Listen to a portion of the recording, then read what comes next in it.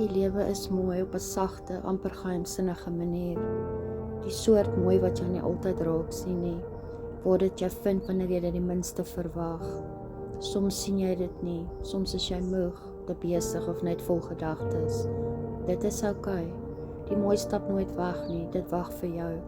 Skoonheid leef in klein, warm oomblikke. 'n Sagte lig wat deur 'n gordyn val, 'n wyntjie wat in jou hare roer, 'n arm om jou skouer, 'n hand wat jou nou vind sonder om te vra. Dit is die oomblikke wanneer iemand fluister, ek is bly jy is hier.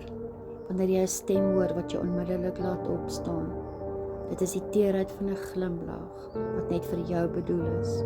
Die lewe praat met jou in fluisteringe, nie deur groot gebare nie, deur klein liefde, deur eenvoudige vrede.